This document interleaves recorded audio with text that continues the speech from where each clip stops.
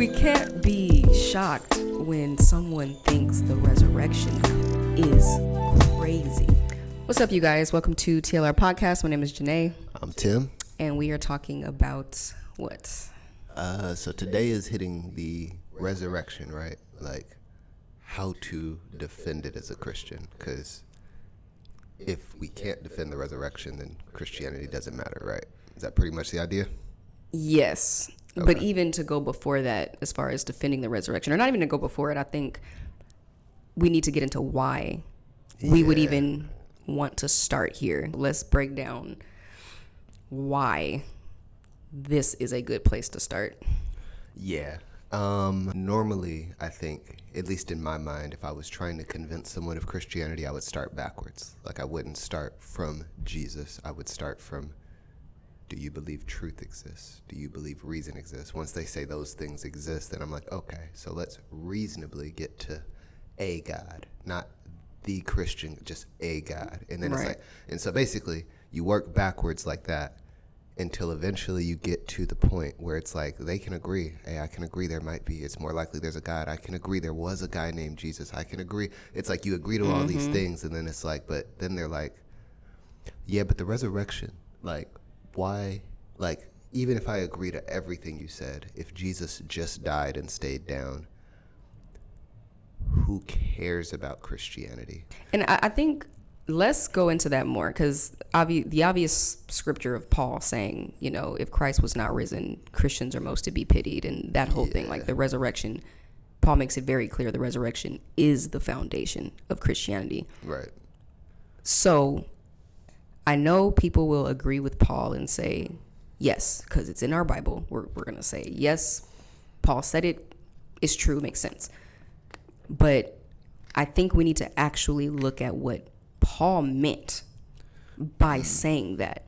I think we should maybe go over some things that, maybe some other aspects of Christianity that Christians might actually think matters, even if the resurrection wasn't true. Right. You know what I mean? Because if you were to ask just some random Christian, like, interview, do a survey, and to be like, if Jesus didn't resurrect, would you still carry this title? Like, if that was the case, you know, like, what practices would you still keep? What would you not keep? What would you believe? Because to me, if Jesus didn't resurrect, that doesn't take away my theistic worldview. Right. It's true. like, you know, I'm like, God still exists. Right. It doesn't matter if Jesus, and what else doesn't get taken away is Jesus' existence. Right. Yes. His death. Yeah. It's like all of that is still true. So even Jesus' teachings, if somebody was to say, yeah, well, when we look at the documents of that time and Jesus gave this teaching and this sermon or this parable, this analogy, I like that. Right. That was real. Yeah. I get the principle he was trying to say. You could still take it. Yeah. But I guess the question would be that I think we should just kind of play with a little bit is like, what does change though? Yeah. If the resurrection didn't happen, you know, like that's deep. That's real, because I think some people, I genuinely think there's a good chunk of people who are like, nothing. Like, I legitimately think that could be some people's answer. Like, it's like, I would still try to love people off of the pattern that Jesus did. I still think he died for a righteous cause. I still think we should live moral lives. I still think, you know, like, if you haven't thought it through, there's some implications that it's like you're kind of living off of something you don't believe in. Yeah. Which is something I think is actually happening already. But yeah, so I think there's a good chunk of like, I don't know if anything would change because I haven't thought about it. It's like, okay, what makes a difference? Like, what is that difference with Jesus actually getting up from the grave, the resurrection versus him not? Like, why does that matter? Like, what it makes us have to answer, what does it mean? Because for Paul to say, and it's not like we're just coming up with this right now, because it's for Paul to say that Christians are most to be pitied. Like, if we only, and that's, I love how he worded it too. He was like, if we only have hope in this life, what good is that? Right. He was like, if we think Jesus and this whole Christian thing is only for this life, right? And I believe he says this life, right? It's like, what good is that doing? Like, there's no point. Yeah. You know, like, so it's like, what do we feel like he meant? Yeah, like I think everything, if Jesus doesn't die, and actually I need to flesh this question out. If Jesus doesn't die and get back up, it means, well, for one, there is no life after death. It actually just means this is it, and we don't know, like, who's in control of something after death. And so we have no frame of reference for what comes next. Dang, what else does that mean? It probably also means if Jesus doesn't get up, well, for one, it means he doesn't have any connection or claim to God. So it makes Jesus crazy also. Like the whole, like, Jesus is either the Son of God or a lunatic, but he can't just be a good teacher because his teachings are tied in with that. And so, right. So yeah, there is no. Okay, let's flesh that out a little bit. Yeah, because. Yeah. All right. So what's your initial thought? Well, to kind of play off of the whole trilemma, the C.S. Lewis thing that you just brought up, liar, lunatic, or Lord thing. It's like, okay, to kind of piggyback off that, I think it is a big shot at his credibility. Yeah. Because of his teachings were practical, but also he said a lot of things. Like, we have to deal with all the deity claims at this point. But not just the deity claims, but, well, yeah, the deity claims for sure. Because if he's God and he's saying those things like, I am, and and you'll see the Son of Man, yada, yada. It's like he's making these deity claims that Christians are pointing to say, Jesus claimed to be God. Right. So whatever scriptures, things that Jesus said, where we would point to that and say he claimed to be God, we'd have to deal with that. Yeah. And how that kind of relates to him dying. Because if he didn't get up, he just died. Yeah. Can God die? What was at the end of the story? Like, what we got to figure out. We got to flesh that out. But then also credibility in a sense of not just his claims to be God, but things like when Jesus said, destroy this temple and I'm going to raise this up. I'm going to raise it up in 3 days or whatever. Yeah. And it's like, well, did he say 3 days? He said, destroy this temple and I'll raise it up in 3 days. Yeah, there was two. There was sign of Jonah and then there was, that. But yeah. But yeah, claims like that, because we point to those and we're like, he wasn't talking about the temple. He was talking about, and so whatever scriptures that anybody can think of that had to do with Jesus making a point or a hint at a resurrection, we'd have to deal with that. Yeah. And so, I think it affects his credibility if we're going to say this is what Jesus meant and it did not happen. Yeah, because that just puts him, it makes it relative is what it does. It makes Jesus another guy with some good ideas and some stuff that you have to take with a grain of salt, which means there's no real difference between Jesus, Muhammad, or any other Gandhi. Like there's a lot of great guys in history who are just humans doing stuff. And it's like that's right. Had good teachings. Yeah, Jesus just gets in line now. He's not superior in any way to those people. Yeah, and what's funny is it's funny how we can like separate stuff. It's like, okay, right now I think we're talking about all of these like practical, I don't even know what the word is. I'm gonna call it outside, inside. Kind of like with apologetics. It's like you can do like evangelistic apologetics, if that's what we want to call it, like defending Christianity, like giving a reason and a defense for why you believe Christianity is true. But then there's in-house apologetics, like I call it. It's like defending why you believe something within the doctrine of Christianity, certain works or ways we should do certain things. And so that's kind of what I'm thinking right now with like what we're talking about, because I'm like, okay, the resurrection, if Jesus didn't get up, I think so far we're kind of talking about the like outside stuff. Right. But when it comes to the actual meaning of the resurrection, what it was supposed to mean as far as dying to your flesh, but the doctrine within Christianity of eternal life. Yeah. We will live forever. We will rise. We will get up to like Jesus did. He was the first fruits, you know? So it's like we're supposed to then, like the resurrection is our hope when it comes to being like what he said must have been true.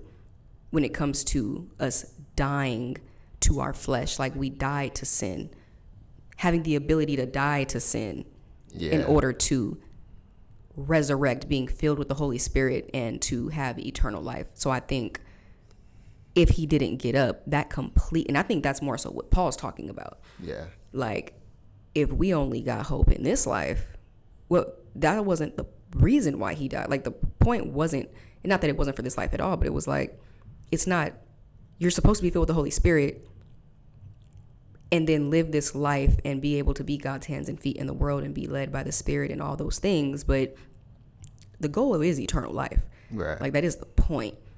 And so for Paul to make that connection to say, if Jesus didn't rise, then say bye-bye to that. Yes, for sure. Being true. Yeah. So I think the implications of that is, okay, we would then have to wrestle with that idea of we're still dead in our sins. We're still dead. It's like there is no different. There is no crossover when it comes to Judaism to Christianity. Yeah, for sure. Like, the resurrection means none of the New Testament books matter. Yes. None of the teachings matter. None, the sin and forgiveness of sins, that isn't a thing anymore. Right. Like, we only get that concept because from this. of the success of the resurrection. Right. Okay. So that changes a lot. Yeah. That changes a lot. Which is, so I think, that kind of, I think that fleshes out like why it matters. I think if anybody is listening, they're listening for the whole podcast now. Like, yeah. like, I think that's like, okay, so now that we realize the stakes, right, let's defend it. Like, let's actually get into it. So, yeah. Okay, let's do, okay. All right. Well, you have how, you go. You go 'cause you got it. You go. Yeah. Okay. So, I think let's start with this, the obvious. Jesus dying and then resurrecting. Okay. That sounds crazy. I think any reasonable person that doesn't already have a bias because they were raised in the church, like raised within a religion, right, you're going to believe it because you were raised to believe it. So let's kind of put those people to the side. So we have the burden of proof is what you're saying. Yes. Everyone who is just saying life actually works the way it always has worked is being reasonable, and someone coming in and saying, except this time, someone did something other than that. Yes. So right now, Christians have the burden of proof. Yes. Okay. Yeah. And I think, I'm glad you brought that up too, because I think I made a video about this once where I was like, Christians, my people, like, we can't be shocked when someone thinks the resurrection claim is crazy. Right. It's like we almost feel like because we believe it and we start getting defensive if someone even tries to make it sound like a ridiculous claim. Yeah. And it's like, no, that's actually the beauty of it. Like, we're not supposed to defend the fact that it sounds ridiculous. Yes. That's actually what makes that's in our favor. To be like, something miraculous happened. By calling it a miracle is already making the statement that this was something that was not ordinary. Yeah. This was something that God had to have intervened with to do. Yeah. Hands down. Right. It's like, it's got to be a crazy claim. Yes. So I think to validate a person, first and foremost, yes, when someone thinks the resurrection is ridiculous. As Christians, I think sometimes we're asking people to be dishonest in order to be loyal. And it's like, that's not ever good. It's like we want people to be loyal to honesty. Exactly. Those two things can't collide with each other for a person to believe. Like, exactly. So, yeah. Which is why, and I'm gonna bring this up early. because I think this would probably be the first defense or apologetic or just the foundation of it. Like, I love doubting Thomas. Yes. It's like Thomas was one of the 12. Tell him. Stupid. I know where you're going, and you gotta tell him. But it's like Thomas was one of the 12, and he gets this name attached to him, Doubting Thomas. And I'm just like, I think that's great. I think the fact that he doubted was actually reasonable. Right. You know? And so when Thomas was like confronted by the rest of the apostles and was like, hey, we just saw Jesus, he actually resurrected. And Thomas says, unless I put my hands in his side and in the holes, I will never believe that. Right. Like, and sometimes I'll be reading that and be like, I can see how this conversation went down. Like, I see Thomas, if we just kind of keep it real, like Thomas being like, are y'all serious? Right. Like, we was following him, but we did see him die. His body looked like a corpse. Y'all for real saw it? Like, come. Yeah. I didn't see him. I'm sorry. Yeah, I'm not about to go against Rome. I will die for this because he died. Right. We already know what happens if we walk this out.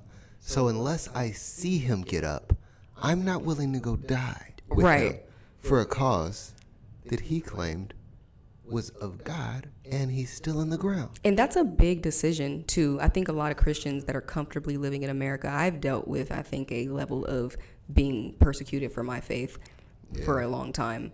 But the average Christian in America is not getting persecuted for what they believe, you know? And so I'm like, and I think what I went through with my dad challenging me all the time and the things that I went through, I'm like, I don't even think it compares to what the apostles had to body and face and admit if they actually believed it or not, because they were going to get set on fire. Yeah.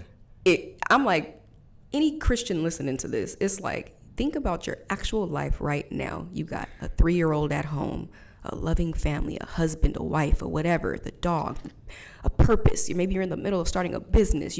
It's like, and because you believe in Jesus, imagine if somebody said, if you admit this, if you really believe this, then we're going to take you and your family and we're going to burn you, set you on fire. Right. What are you? That ain't one of those, if you really don't believe it for real, you are not about to be like, well, go ahead and take me, guys. Set me on fire right now. Literally light my body up to where I'm screaming at the top of my lungs and I'm about to be set on fire. I'm losing my children. It's like, are you really willing to stand on that if you didn't really see it for yourself? And that's why I feel like Thomas was like, do y'all know what this means? And I didn't see him. Right. So that's valid to me. No, that's what it is you have to make it real again for people. Exactly. Because it's such a distant story that we treat it like a story. We don't have the stakes they had, and then we claim we believe what they believe. And it's like, I know so many people. This sounds really bad, but like in college football, I didn't bother like learning anybody's names until their sophomore year, because everybody thought they loved football the first year. And it's like they get cut, or they're just not even gonna be there. Or you just find out 2-a-days isn't fun. Right. Like you was the best at your high school in the sticks somewhere. Then you came out where everybody was the best at their high school, and now all of a sudden you realize what you have to do to compete is at such a high level that it's like you have to ask the question, do I really love this sport? Do I really care about this sport? And it's like, it's the same thing with like, we talked about the parachute thing the other day, where it's like, if let's just say Jesus was first, there's 12 people in a plane, and Jesus jumped out of the plane with no parachute because he wanted to test his new hover boots out. And it's like, he jumped, and we saw him jump, and he's gone. He went down so far that we couldn't see him anymore. And I'm just like, all right, guys. Like everyone, at that point, everyone is just at the house quiet. Right. Now, if Thomas went to the back to use the bathroom, and then Jesus came back up and landed back in the plane. Right. And said, hey, it works. I'm legit. Yeah. Now everyone else is like, oh, the hover boots. Right. They're still scared. They're still terrified, but they cannot deny that they saw him jump. Exactly. And saw him again. Yeah. Now when Thomas comes out of the bathroom and Jesus is off flying again. Right. It's like, he did what? Like he came back. I'm supposed to jump based off of what y'all saw. Who the heck is jumping out that Who's plane? doing that? No, I'm not. That's what I'm saying. And so I it's might have like, been a hoverboot atheist at this point, because I don't think I would jump even if Jesus came back. no, that's what I'm. But it's like I ain't jumping out this plane. it's like it's a testament to Jesus that getting out of the divine nature of things. To stick with the analogy, Jesus came back and saw 11 people and said, "I'm back, guys," and flew off. And I'm like, and he's like, one's missing. And what it's going to take for him is exactly the same thing it's going to take that it took the 11. The 11 didn't have more faith. They saw something different. It. Yeah. Yeah. And it's just like, we act like Thomas is the problem. And it's like, no, I'm so glad he wasn't there so that he could say, unless I see. Exactly. And it's like, we call that our typical atheist today. Right. Like we call Thomas the atheist instead of reasonable. Exactly. It's like nobody believed before Jesus came and showed them himself, which means we have to defend. Okay, so anyway. Yeah, no, I mean, that's literally the point, because before we even get into, because people would ask that question, like, why do we feel we need to defend anything? And that's obviously I know we're talking about the resurrection right now, but that's just a general hit and shot at apologetics, period, is defending why you believe what you believe. But to make it more specific to the resurrection, it's like, how did Jesus respond to someone who doubted or made a shot at Christianity or made a shot at the resurrection? It's like, we would consider, like you said, if Thomas is almost like an atheist, it's someone who's doubting something, doubting the resurrection. Skeptical. It's like, well, how did Jesus respond to that? It's like Jesus literally finds Thomas and says, I'm right here. Yeah. And not only did he just say, hey, Thomas, he said, he gave him exactly what his doubt was. He said, hey, Thomas, put your hand in my side. And then he said, put your hand in the holes. And then he said, stop doubting and believe. Right. As soon as he gave the evidence, he provided the answers, the exact answers to what he was doubting, and then said, stop doubting and believe. And I think a lot of times we will literally tell people to stop doubting and believe, but we don't even give the evidence first. Yeah, no, because that's what, like, we're asking people to do stuff that they don't do anywhere else in life. Like, if I had a wife and I stayed out until 2 a.m, and then she came back and she was upset with me, like, where were you on a Friday night that you didn't tell me where you were at? Were you cheating? Did you leave me? Are you moving out on me? Right now, that's reasonable. She doesn't know where I was. I didn't tell her I was leaving. And it's like, hey, here's my phone. My sister got in an accident and, I lost signal or whatever, but you can call her. You can see, like, the medical bill I had to pay for my sister in the It's like, it's like, now, hey, like, and it ain't on some stop doubting and believe in that, but it's like, have I provided sufficient evidence that I'm faithful to you? Like, it's like, but I wouldn't say, girl, have I ever done this to you before? It's like, that's the kind of stuff that makes people suspicious. It's like, why wouldn't you just show me the reasons behind? Because it's like, or no, even if the girl would have said, for you to even say, if you need to call my sister, go ahead. That reminds me of what Paula was saying when he was like, so there's a lot of people who's still alive that saw it. Go talk to them. It's like, but a person who's guilty or knows they're lying, they get more defensive. And if the girl would have been like, you were with your sister, I'm about to call her. That's when a person is like, wow, you really need the evidence. Like, you don't just believe me. You're not gonna trust me?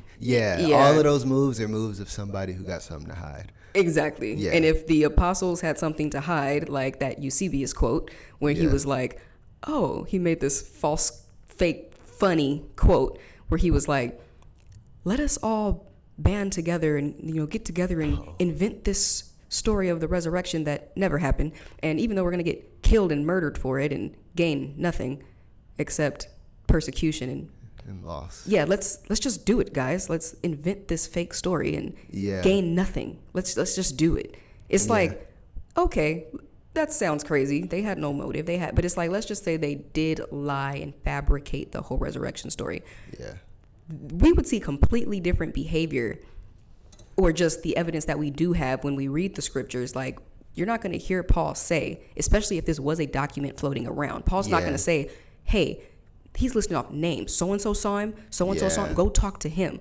And then all these people saw him who are still alive. Go talk to them. Yeah. That's when you would have been like, hey, you guys, I seen it. And then maybe the other two people who are on your team, they saw it. But that's it. Yeah. It's like you're not about to open it up to all these people to say, go interview them if you need to. Yeah. You know, it's like you're actually an innocent person. And that says that's more language of an innocent person. That's important. Like, to get into some of the, I guess, specific arguments of like Paul claiming the 500. It's like, I think sometimes that verse it's just not brought into the context it belongs in. Like, so it's like when a skeptic says, well, Paul claimed he saw 500 people. That doesn't mean there were 500 people. It's like, fair, except that do we believe this document is dated at a time where this is a bold claim? Like, yeah, you don't think nobody asked, where are they? Yeah, like 500 people besides Paul who was doing the opposite of this before he became a Christian. It's like, for him to say there's 500 people, Paul is saying, go fact check me. Go check. Like, to me, it's like if I was reading somebody's text messages, and again, my wife is like, where were you at? And it's like, oh, well, look, if you really want to know where I was, like, you can call my mom, you can call my sister, you can call my dad, you can call my boys, not because they saw me, but because I know I wasn't out with them. Like, they're going to tell you where I wasn't. You could check my Instagram. You could check. It's like, if I was going to look at the document, I'm not involved in their relationship, but I actually took the document and I'm like, this works in favor of an innocent man, not a guilty one. Like that document to me of, you can check everybody you need to because I know where I was. Right. Like, exactly. And so, but it's just like, to me, it's just like, we have to explain what Paul meant at that time, if that makes sense. Yeah. Okay. Yeah, exactly. And I think that's what makes the evidence stronger. Yeah. But you would have to see that, the difference between reading something now versus reading something then, not reading something then, but reading something now versus putting yourself in their shoes, in their era, in their time, to see like, could they have made this claim? You know, and it goes back to the resurrection, because it's like, for Jesus to say, destroy this temple and I'm gonna raise it back up in 3 days. Yeah. If that was a claim that Jesus was making about himself, and I remember Robbie Zacharias used to say this all the time. He used to be like, that was a bold statement. He would be like, if he would have said a claim about a spiritual resurrection, like, you know, when I die and get crucified, you know, I'm gonna raise in spirit and I'm gonna live on, and you guys will also too. Right. It's like, but that wasn't the case. Yeah. So it's like, how and why would you make a claim about something that you're about to do after death, something that could actually be tested, something where the people, because it's like, today it's the same principle. We can read this and look back and be like, he probably didn't rise. I mean, he said that, but we don't know. It's like, but if this conversation did happen, then that's something that can actually be tested and observed. Yeah. So it's like, why would you make a claim with something that people can actually disprove? What do you feel like are the best defenses for the resurrection? And we can go from there. Okay, so I think one that might not seem like a defense, but I'll explain. It's the reality of Christianity in the first place. Okay. The birth of the church, the birth of the Christian religion, period. Because the question is, how did Christianity begin? For what reason? Even whether it's true or not. Yeah. The fact is that it started in the first century. So my question is, for anybody, is for what reason did Christianity start if not Jesus actually resurrecting? Because the resurrection is, as Paul said, the foundation for belief. Yep. Not Jesus. And I think even Christians might not realize this either, which is why we talked about that before. Like, if Jesus didn't get up, would you still be a follower of Jesus? Would you still, like, what would stay and remain when it comes to your faith? Yeah. Because the resurrection does make a difference. And I think the reason why that question is so important is because, like Paul said, if Jesus was not raised, then we are to be pitied. It's like the resurrection is the foundation of Christianity, not God's existence. Yeah. God existing does not result in Christianity.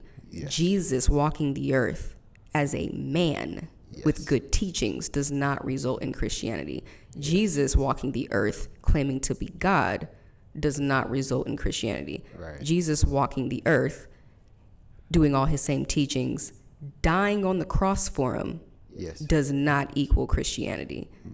Jesus being God, claiming to be God, doing all of his teachings, dying on the cross, and then raising 3 days later is what Christianity is. Yeah. And so without that happening, there is no Christianity. Right. So I think the reality of Christianity even starting for me is good evidence. Okay. So like what are your thoughts? So I think the initial pushback would be, what if we just said, fair, Christianity doesn't start unless people believed that Jesus got up. But whether he got up or not isn't validated by the fact that the religion exists. And so for someone to say, yes, I believe he got up, for the 12 disciples to be so grieved at Jesus' death that they hallucinated and had a dream and then said, man, I think he's still alive.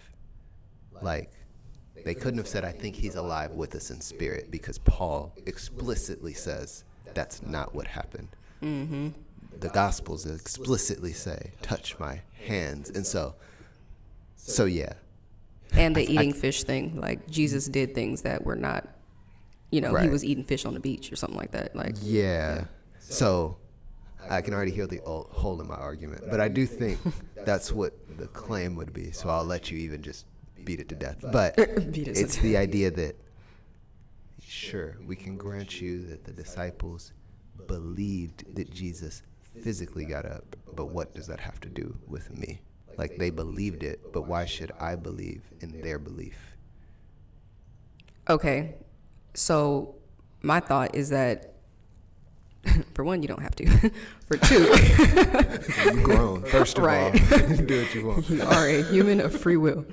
But it's like, so it's like you don't have to.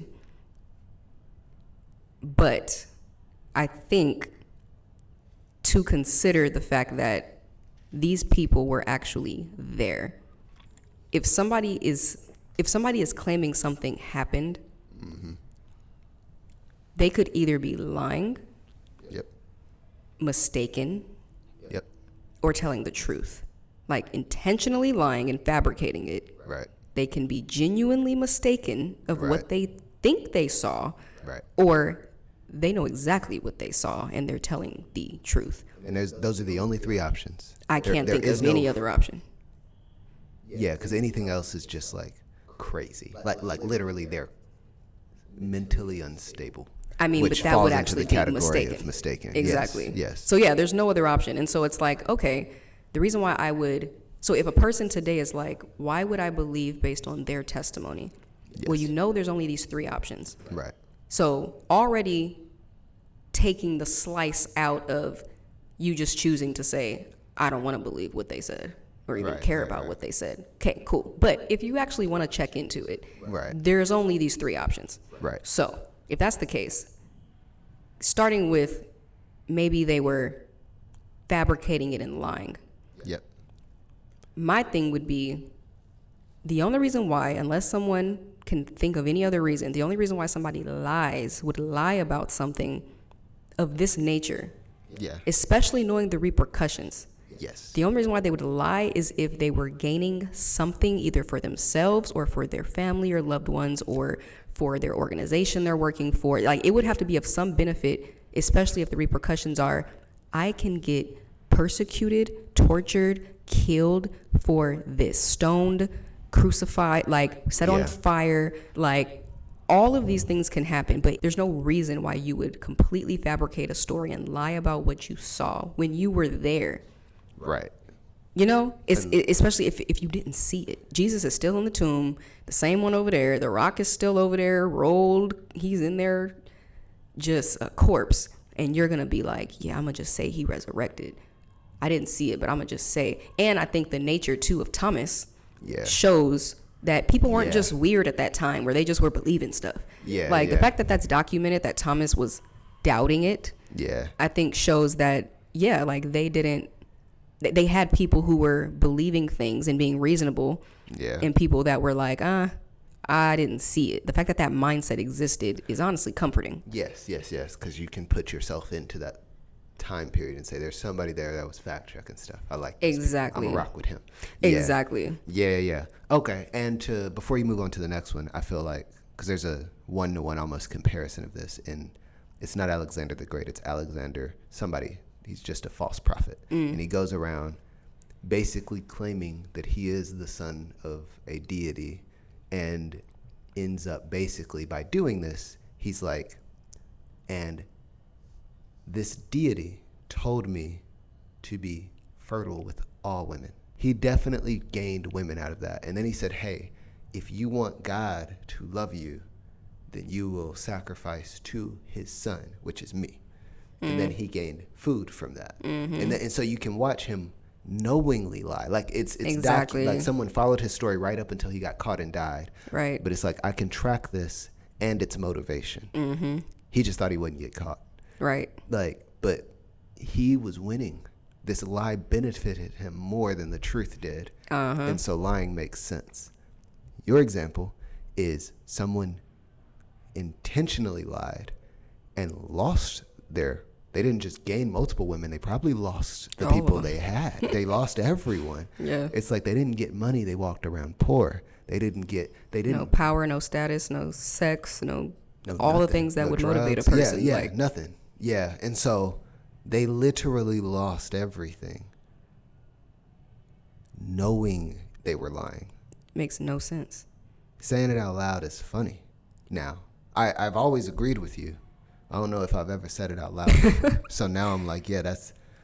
So anyway, next topic. It makes no sense, yeah. So it's like, you can take that off the table. And this is something to highlight, too, before I go into the second one, is like, the apostles, and not just the apostles, whoever was there to witness this, like, they were in a unique position because they were actually present. They were eyewitnesses. They were living at the time.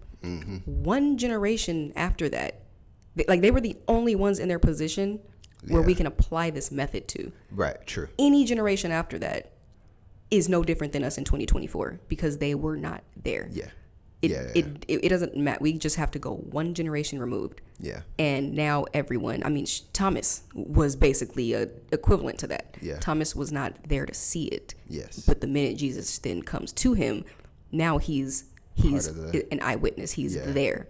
But once Jesus left, it's like, okay, everybody after that has to now believe, no different than we do in 2024, on someone else's testimony. Right. And now that's a whole nother conversation, because now we have to trust that the people who saw what happened were telling the truth, and we have to figure that out. They didn't have to figure nothing out. It was an event before their eyes. So they know if they lied or not. So we have to test that.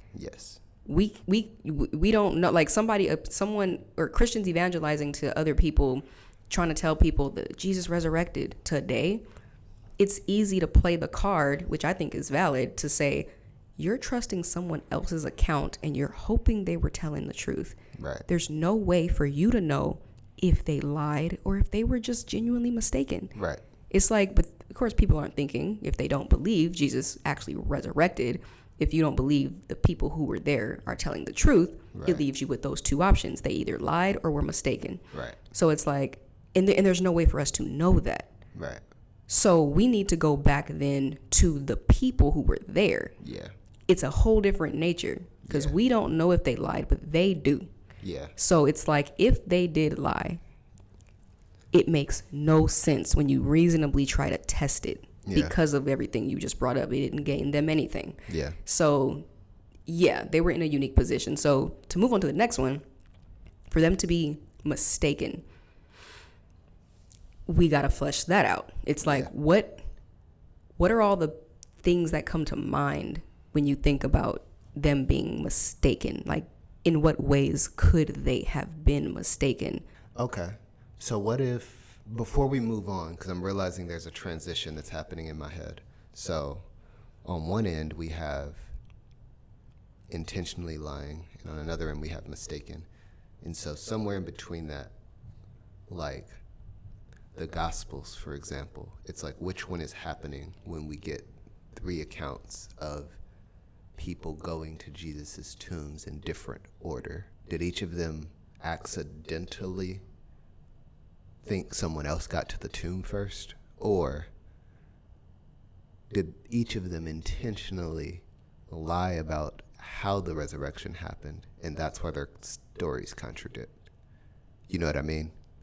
Like those other details? Yeah. But even like, those other details, to me, like, it's funny because I know, like, Bart Ehrman, he addresses those all the time. Was it Mary that got to the tomb first, or was it, he talked? And I just feel like it's just funny because some of that stuff gets answered when you actually just keep reading.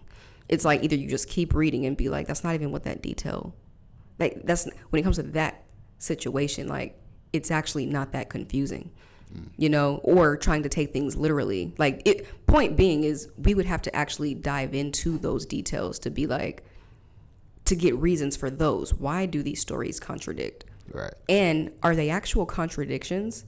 Yeah. Literally?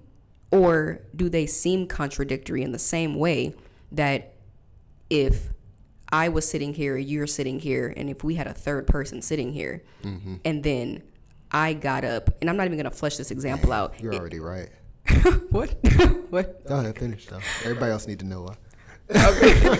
It's just one of those things where I'm just thinking, like, without even having to flesh it out, it's like, if I got up to go to the bathroom and then I came back and sat down and then drank my coffee, and then you were in your phone scrolling and you did something, and then that person got up to go get a water bottle and came back, and then we all had to write accounts of, like, what happened at this table. Right. It's like, it might seem contradictory if this person's account says, well, Janae got up and went to the bathroom, and then when she came back, I think she was drinking her coffee, and then I know that I went to the bathroom, and then at some point Tim was scrolling in his phone, and then from my perspective, I'm just like, when I was in the bathroom, I didn't see you scrolling on your phone. Yeah. They saw you scrolling on your phone. Right. So my account is going to say, I went to the restroom, and when I came back, Timothy went to the bathroom. Yeah.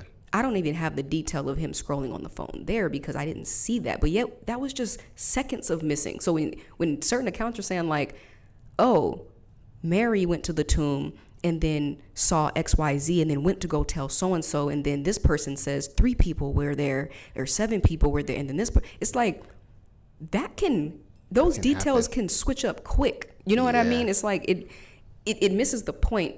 It just, for one, it misses the point of what matters in the text, I think. But then also, I think it's just unfair to hold that type of, like, multiple accounts that are trying to say what happened with one event, and to get all the details perfectly right, even though it's coming from different perspectives. Yeah. I think that's unfair and unreasonable to hold that to a high level of perfection. Yeah. When that, even, that's why I love J. Warner Wallace, when he gets into being a detective, and all the when he uses that whole cold case detective mindset, and how he would interview eyewitnesses of a crime or people who weren't even there, but he's trying to get the story. It's like he expects, as a detective, he expects the accounts to be different. And if they're all the same, he actually says that's suspicious because they probably got together before to fabricate this, which is why all the details are dead on and perfect. That's where those undesigned coincidences come in to actually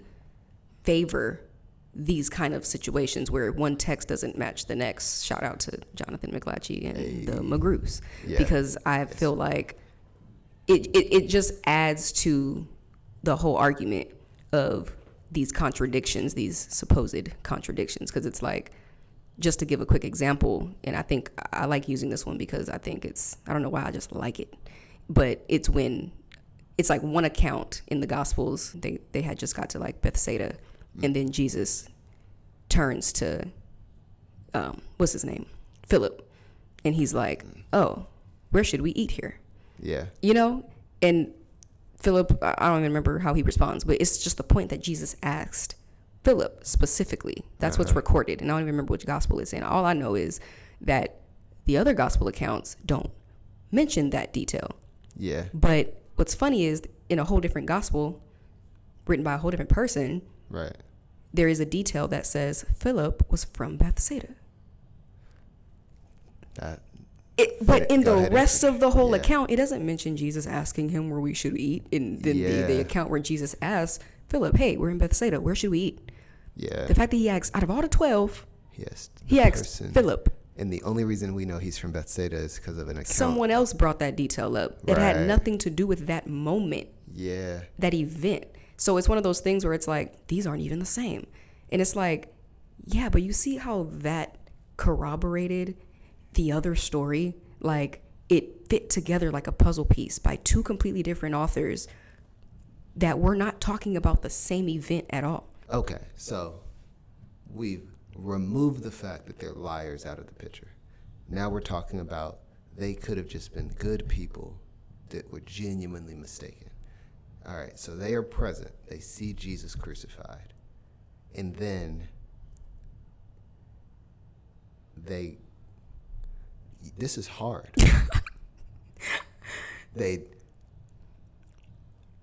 didn't see it. They're not liars. They're really, really good people that thought they saw Jesus in a vision, in a dream, in something to that effect. And so 12 people, not just 12 people, genuinely saw the same person. 512 people, possibly. Let's just say 512 people genuinely saw the same hallucination. This is turning into that quote. The miracle of 500 people hallucinating the same thing is arguably a crazier claim than the idea that someone just told the truth. Got it. Yeah. And honestly, I think it's more unreasonable to even think that that's an option, because if we're going to go off of the evidence, it's like, well, you have two things to work with. You have, if the evidence is showing that, you have two pieces of evidence. It's like, we have the claims here that people are saying they saw the resurrected Jesus. We don't know if they're telling the truth or not, but okay. But it's all these people are saying they saw it. So let's just say the way you make sense of this is they hallucinated or saw, like you said, dreams of a vision of Jesus. It was something. It's like, okay, let's just sit that there. Then over here, you have the evidence of any psychology book, any expert that is an expert of the mind and hallucinations, whether you come from the medical side, the psychology side, it's like, is that possible? Right. It's like you have the two miracles that you would have to pick from. It's either the miracle of a group hallucination or a miracle of a resurrection happening. Why? What makes someone pick this miracle If it's the same issue, it's no different. It's the same Yeah. issue of this has never happened in history and have been documented, but I'm going to believe in a miracle that a group hallucination happened. Why are you quick to believe in that miracle? That is still a miracle. Right. So You know what I mean? Okay, so let's say someone's saying, it's not that I believe in a group hallucination. I believe in a... So they'd have to cut the 500 out because Paul just said that. So there's a 12 to 13, including Paul, hallucination happening. 12. Judas didn't see the resurrection. So 12. We're back to 12 again. All right, so 12 people hallucination. And... Okay, a 12-person hallucination that, like, dang, no, that's the same problem. You end up with 12 people that saw the same thing and genuinely knew. They made a pact to...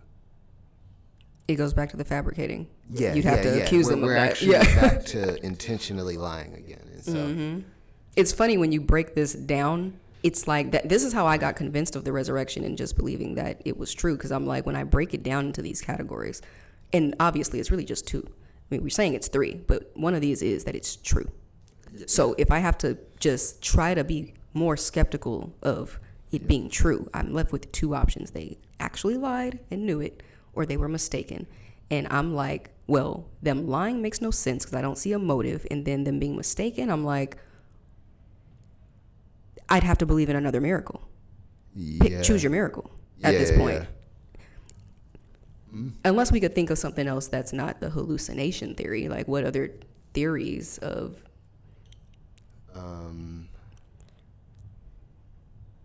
See, now I just have to throw out weird stuff, like the idea that... No. I can't think of anything in my head long enough for it to get to the mic without me knowing it's already like, I'm just like, that don't make sense. That's not honest. That's just a reckless amount of skepticism. I mean, say it is worth... I mean, if something's coming to your mind, like, you might as well throw it out like there. I've heard the idea that, like, Paul, because he's educated in Koine Greek or can write to the degree that he's writing, he is a Roman that is basically trying to convince people of... You see why I can't get to the mic? I mean, flesh it out. They're like, can't. What? I can only flesh things out that can be fleshed out.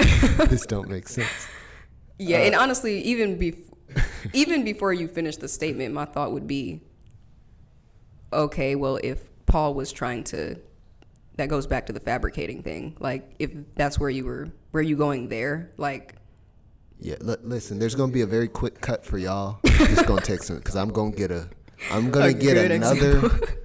I'm going to make another one for y'all. Another theory. This is for the group. This is for the family. But I was just thinking, like, if Paul... Because I've heard something, if that's where you were going, something along the lines of, like, Paul was like... It would fall under the third one, though, the intentionally lying and fabricating that's what it is. It's like he tried to, like, pretend to be Christian and be a fake convert in order to steer this movement in the direction of... And it's like, but he was murdered by Rome. Right. He was murdered. It's like, what? You know? And it's like... he corrects it. Whatever the movement was, Paul is course correcting it into something more extreme. Like, there's people saying Christianity's just spiritual. Jesus will spiritually raise me. And Paul says, no. That's stupid. That's not stupid. In fact, if that's true, we are to be pitied most. So if Paul is a Roman insurgent, Paul has the ability at that moment to steer Christianity into a peaceful meshing into Greco-Roman cult religions. He has the ability right there to just call Jesus another Hercules and then slide him in with them, and no one dies. Right. Like, Christianity peacefully gets added to the entendre of religions that Rome's willing to include. Instead, he says, absolutely not. Right. We're doing the other thing. as an insurgent, unless his job as an insurgent was to get these upstarts killed. So he's actually correcting their religion in the quickest way to get killed, and he's so dedicated to this cause that he died with them. Which sounds ridiculous. You see, that's what it, but that's what it sounds like. That's what it sounds like when I finish one of these sentences. That's why I couldn't say that. Stupid. and to me, it's just like, there's no way you can read through, if we just had to go through all of Paul's letters, like, just take your time and read through all the advice, the preaching, everything that he was doing. It's like, I don't see, like, he's really changing and affecting people's mindsets. And this is another argument. It's one thing if Paul was just talking to the Jews.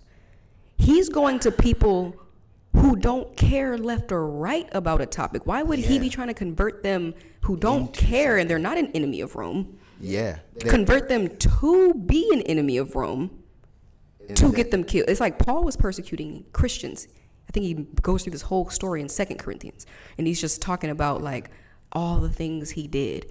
And it's like he's doing that, but that was the issue. Like, I'm sure he walked smooth past all the people who were not standing on Christ. He wasn't just thinking, I want to put everyone in jail. I mean, unless Paul was on some like, if he's like, everybody on these streets and in countries and these places, towns that don't even care or even know who Jesus is, I want them to know who he is so they can die. Like, no. That's on some like Matrix type stuff. You know, the like Mr. Anderson, like the dude with the shades. Like, there's a point at the climax of the movie where he's just like, you know, I realized humans are the virus.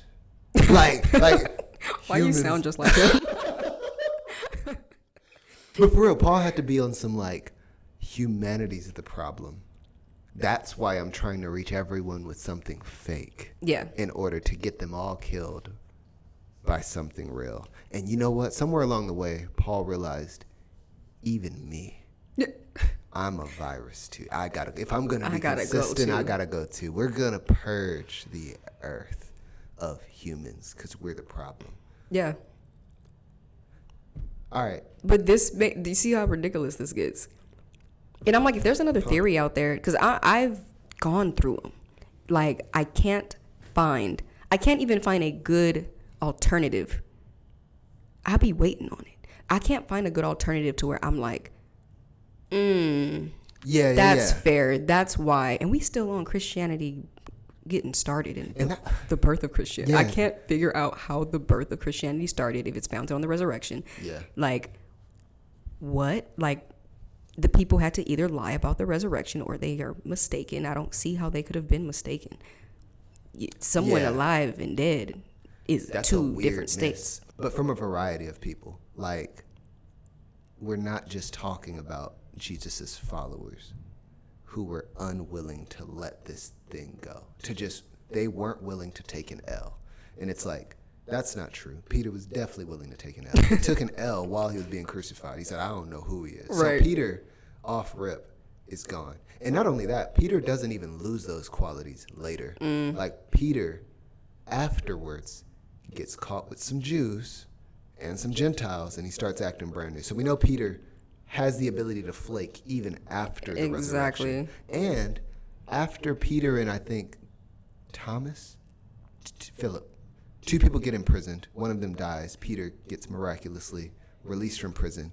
But what he does is he says, yo, it's crazy in these streets. I'm going to Rome. Like, Peter goes north, and you don't hear nothing else about him. Like, and so it's just like Peter seems to be consistent in his character. So the idea that they just couldn't let this go, it's like what seems to be happening is Peter, as much as he wants to stay alive, cannot deny the fact that he can't unsee this. No, and I want to add this in there because it literally makes your point. Like, for the Christian and the atheist, I see the same problem. It's like the Christians try to over spiritualize the apostles as if they could not do no wrong.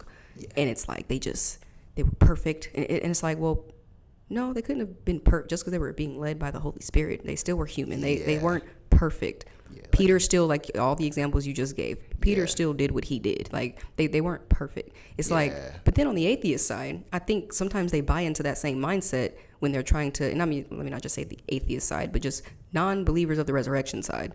Right.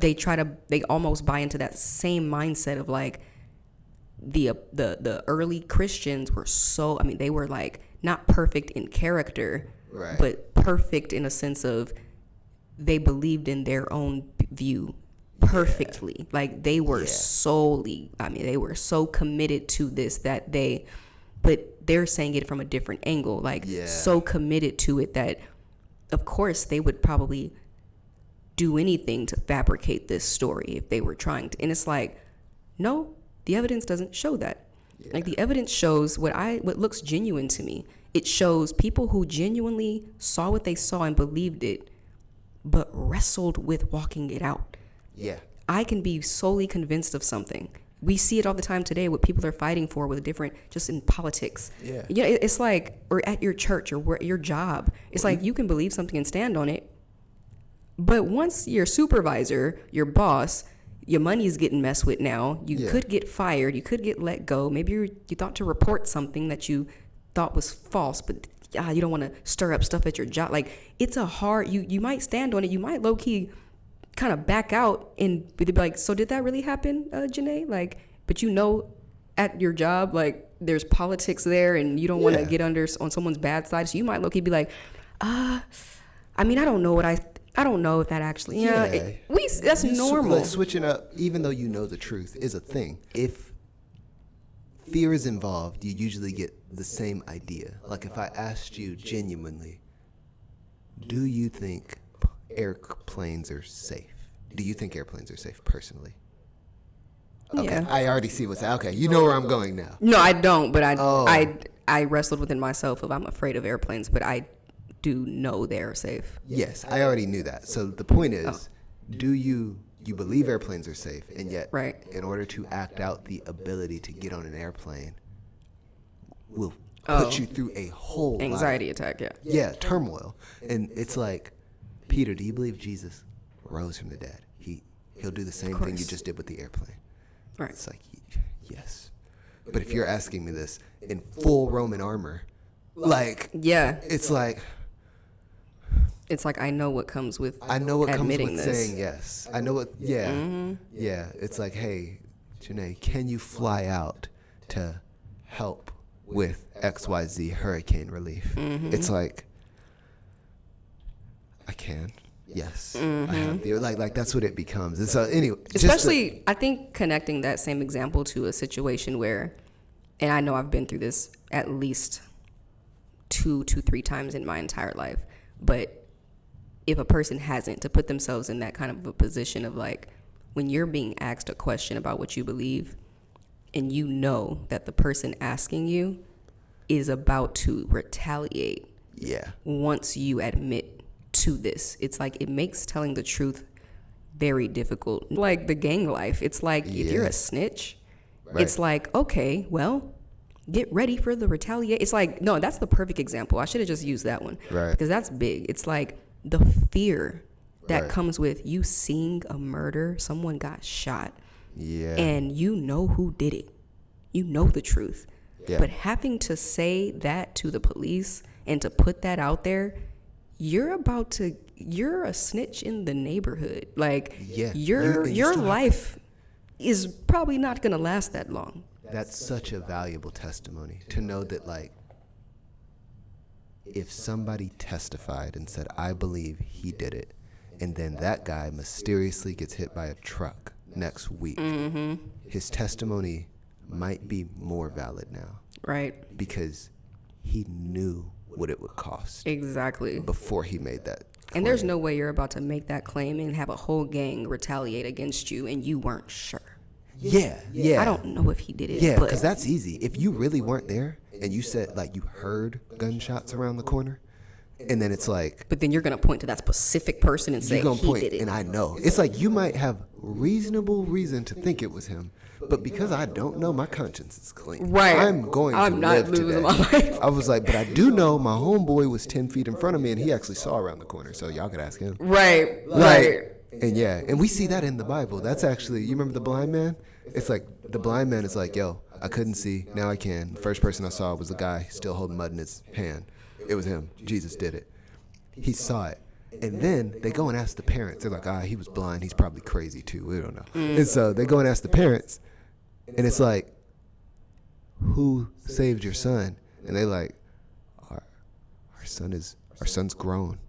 You can ask him if you want. It's like, all right.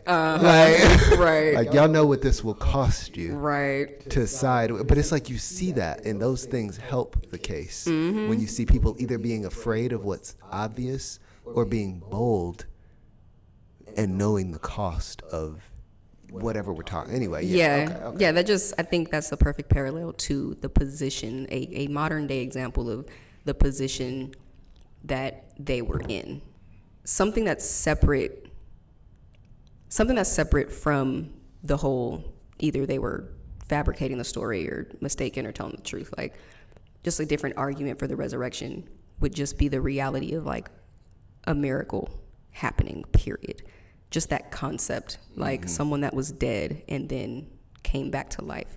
I think that the reality of a miracle happening, I think, needs to be dealt with. Yeah. And in short, I think the way that I understand, or the way I understand that and how I make sense of that would just be the concept of the entire universe being a miracle in the first place. Like noticing the little miracles, you know what I mean? And so when I look at something dead coming to life, that is something that we are used to, the state and the routine of how things always go. And then that was something different, which is the definition of a miracle. Right. But I think that when I look at the whole story in its context, and not even just the story, it's not even the story of salvation, but I think that would explain like God's reason for doing it. Right. But even the ability, I think I focus more on the ability. Yes. If a being, a cause that could cause this effect of the universe from scratch, ex nihilo, it's like, well, if that's possible, for me to then remove this smaller possibility, like it's to remove it off the table, to say this is not possible. It's like the universe itself was not here and was basically dead and came back to life. So if that was possible, then to say that this is not possible, I think somebody would have to argue not possibility but plausibility, or should we reasonably expect that this happened? But to say impossible, I think just kind of shoots yourself in the foot. Yeah, no, that's fair to, I guess, land the plane. What you're saying sounds a whole lot like if I met a doctor and my whole arm just got cut off and then I lost it. So I came to the doctor with a shoulder and then they touched it and it all grew back successfully. My arm is back, everything is good. And then next week I accidentally cut my pinky off. And I'm like, man, I wonder if they can grow a pinky back. It's like, because the greater feat has been confirmed, it's like everything else just becomes if they'll do it, not can. And that's the point, right? Yes. Okay. Exactly. Okay. So I think that at least gets a person from it being impossible to say a resurrection is impossible.